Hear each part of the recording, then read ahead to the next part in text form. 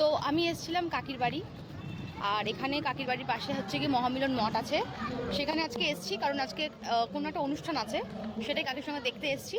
তো চলো তোমাদের দেখাচ্ছি ভিতরে কি হচ্ছে।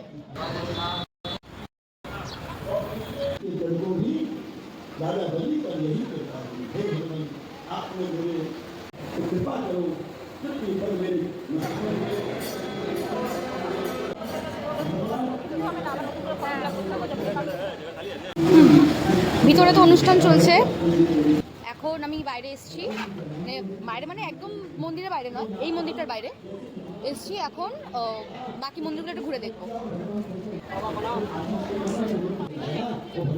পুরো মেঘ করেছে কত। এখন যাব এই মন্দিরটায়।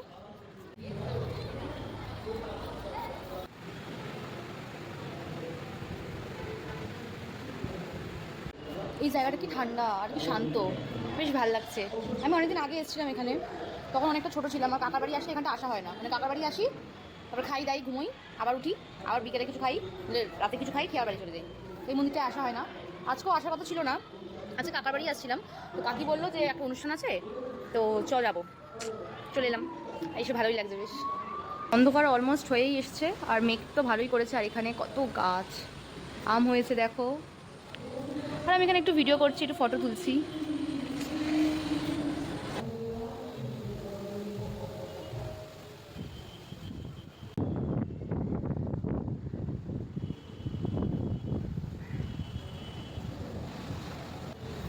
অনেকক্ষণ হয়ে গেছে আমি এখানে এসেছি, কাকি ওখানে একা, এখানে আমি একা ঘুরে বেড়াচ্ছি, ফটো তুলছি। কাকি টেনশন করতে পারে, কারণ কাকি ফোনও আনেনি, ফোন ঘরে রেখে এসছে। এবার কাকির কাছে যাই, নাহলে কাকি এবার টেনশন করবে।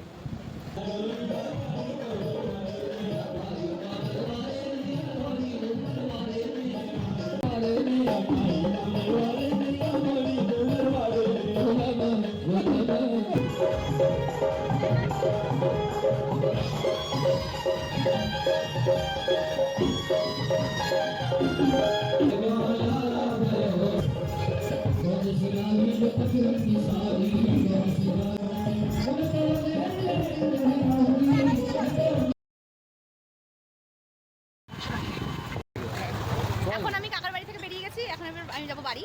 আর আমার ভাই আমাকে ছাড়তে এসছে, এটা আমার কুম্ভ মেলায় হারিয়ে যাওয়া ভাই, মাঝে মাঝে আমি খুঁজে পাই কোনো অকেশনে। লাস্ট আমি কবে যেন দেখলাম ভাইকে, আমার কাকার বিয়ের সময় লাস্ট আমার ভাইকে দেখা গিয়েছিল। তারপর আমার ভাই একটু আন্ডারগ্রাউন্ডে চলে গেছিলো ফুচকা খাবি, তো এখন আমি আমার ভাইকে পেয়েছি, আমার সুইট লিটিল ব্রাদার, বাবা বাবা হচ্ছে। তো চলো দেখা হবে পরে, বাই।